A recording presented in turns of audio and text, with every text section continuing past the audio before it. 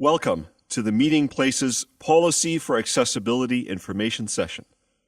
The purpose of this video is to help our staff and volunteers understand how we can work together to make all our environments as accessible as possible. Organizations like ours can have a huge impact on the lives of the people we serve. All of us contribute in various ways to providing services, resources, and care that further the goals of our church. This includes creating an outstanding worship experience, connecting kids, youth, and adults, enriching people's spiritual journey, supporting our local community, or providing pastoral care. Today, we will look at the Accessibility for Manitobans Act, as well as the Manitoba Human Rights Code, which were both referenced in the creation of the Meeting Place Policy for Accessibility. The Accessibility for Manitobans Act came into effect in 2013. The legislation aims to significantly improve accessibility by 2023. The Act references 5 accessibility standards which set specific and achievable goals. The Customer Service Accessibility Standard has already become law, and we must be compliant by November 1st, 2018. In addition, the Act includes standards for employment, information and communication, transportation, and built environments. We realize that the impact we have on our congregation can be seen as much broader than just a customer service relationship. Our written policy embraces the requirements of this standard while using terminology specific to our church environment. The Customer Service Standard requires us to create a written policy that will address communication, protocols for assistive devices, support persons and service animals, physical building features, feedback, and training. The intent is for us to identify barriers to accessing our services and to remove them or provide services by alternate means. Now let's take a look at the Human Rights Code. The Human Rights Code is a provincial law that protects individuals and groups from discrimination based on protected characteristics. Mental and physical disabilities are among these. Discrimination includes treating someone differently without reasonable cause and also failure to make reasonable accommodation for a special need. Reasonable accommodation may mean adjusting a rule or even a physical space, allowing for changes to the way things are usually done. If we're not able to make an accommodation, we must be able to show that doing so would cause undue hardship. We have made such accommodations as adjusting our bathroom counters to improve wheelchair access, lowering coat hooks, and making space for a zero-gravity chair in our auditorium. Although this policy responds to legislation in its creation, learning how to serve our community this way is also biblical and fits well with our vision statement to reorder our lives for the compassionate cause of Jesus in our friendships, city, and world. Let's start by looking at who we serve.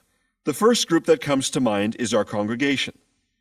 This includes a variety of ages, races, socioeconomic status, as well as life and faith experiences. We also have many other groups who use our building throughout the week, including members of our food bank, parents and toddlers groups, life groups, discipleship groups, music teams, as well as outside groups renting our facility and outside groups volunteering in our space. Within these groups, there are a wide variety of barriers that may prevent individuals from accessing our services and programs.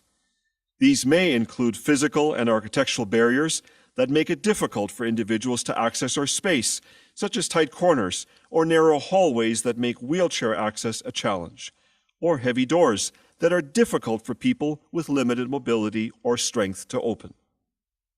Information and communication barriers, which occur when communication is in a form that excludes some users, such as fonts that are too small, or screen announcements that cannot be seen by those with visual impairments.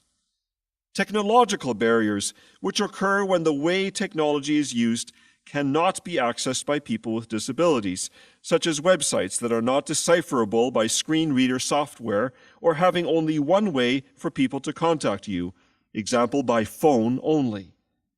Systematic barriers, which are policies and practices that result in some people being unable to access the same services or opportunities, such as hiring practices that set job criteria without examining if the job could be done another way, or planning events in such a way that people with disabilities cannot engage them. But often, one of the biggest barriers facing people living with disabilities are attitudinal barriers. Attitudinal barriers arise when people think and act based on assumptions and stereotypes. An example might be assuming a person with a speech impairment is unintelligent, or assuming a person with an intellectual disability cannot make decisions. More than 15% of Manitobans have a disability that limits their daily activities. You likely have a number of people within your own family, friends, co-workers, and acquaintances who live with disabilities. It is important to remember that disabilities may be temporary or permanent. These disabilities can be the result of aging or injury and can affect an individual physically or mentally. It is also possible that you may not be able to detect a person's disability, or that a person may not view themselves as having a disability but may still experience barriers. People may have difficulty moving, standing or sitting, or have chronic health conditions such as asthma, arthritis, back pain, heart conditions, diabetes, or mental health conditions. So how can we help to remove barriers for respectful communication and interaction? Providing communication in more than one format is very helpful. An example of this is providing both a verbal announcement from stage and also a slide on the screen or written announcement in the glance. Another example is having our teaching spoken from the stage as well as signed by an interpreter during the service. We can also include a notice on our print material that this publication is available in alternate formats upon request. This may include larger fonts or being able to read or describe the material to someone with a learning disability like dyslexia or a visual impairment. This could also include having both an online and paper option for registrations. The language we choose when speaking to or describing a person with a disability is also important. The person should be emphasized over the disability. The Government of Manitoba Disabilities Issues Office has created a resource called Words with Dignity that gives some examples. For example, use person with a disability instead of the disabled or handicapped. Use person with diabetes instead of afflicted with or suffers from. Avoid terms that are demeaning, such as deformed, crazy, mentally retarded, or crippled. You may feel hesitant to approach someone for fear of saying the wrong thing or offending someone. A simple principle to start with when you see someone facing a barrier is to ask, "How can I help?" The person with a disability knows what works best for them and can guide you in the best way to assist them. Next, let's take a look at assistive devices. Persons with disabilities may use their personal assistive devices when accessing our services and facilities. An assistive device is any device that helps someone do a particular task they might not otherwise be able to do, such as seeing, hearing, moving, or communicating. Examples of assistive devices that are commonly used include wheelchairs, walkers, elevators, adjustable desks and workstations, assistive listening devices such as FM systems, as well as adaptive computer technology or software. Many people will bring their own devices with them, and you don't need to be an expert on every device, but you should know who to ask if people would like to access any of the devices we have on site. The meeting place has both an elevator and a wheelchair, and the caretaker would be able to assist with accessing these should the need arise. Now let's look at support persons. A support person is someone who accompanies a person with a disability to help them in some way. This could be a family member or friend of the person with a disability, a personal support worker, or a volunteer. Support persons may provide assistance with transportation, personal care, guiding a person with a visual impairment, communication, note-taking, scribe or reading services, or interpretation. Persons with disabilities are allowed to be accompanied by a support person when participating in any activity of the meeting place. We will not charge an additional fee for the support person when possible, though occasionally it may be necessary to charge for them for off-site events to help offset significant costs. Examples may be mission trips or retreats.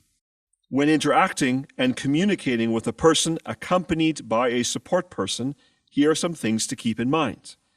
A person with a disability may not introduce you to their support person. If you're not sure, it is okay to ask, is this your interpreter or support person? Make eye contact directly with the person with a disability, even though the message is coming through the support person. Speak directly to the person with a disability rather than telling an interpreter what to tell them. Support persons, especially interpreters, communicate everything to the person. Avoid engaging in side conversations with the interpreter, thinking these won't be conveyed to the person with the disabilities. Persons with disabilities may also rely on service animals to help them with their daily activities. Service animals are protected under the Human Rights Code and have the right to be where the public has access. If you're not sure whether an animal is a service animal, it is okay to ask the owner. The owner is expected to maintain control of the animal at all times through voice, signal, or other means. It is important to note that these animals are trained to perform various tasks and services. The owner relies on the animal, and so you should not request that the owner leave the animal in a different location, and do not try to pet or talk to an animal as it distracts it from its task. Though barriers come in many forms, we particularly want to be sure when we're designing our events that we keep our physical space free of barriers such as clutter, snow and ice, placement of signage or decor, and having enough room for mobility devices.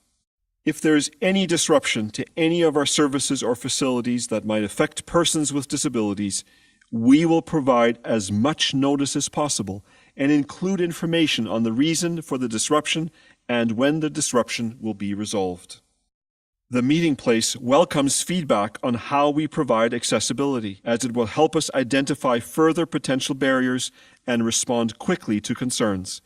Please contact the office by email, phone, or in person to speak with our facility personnel.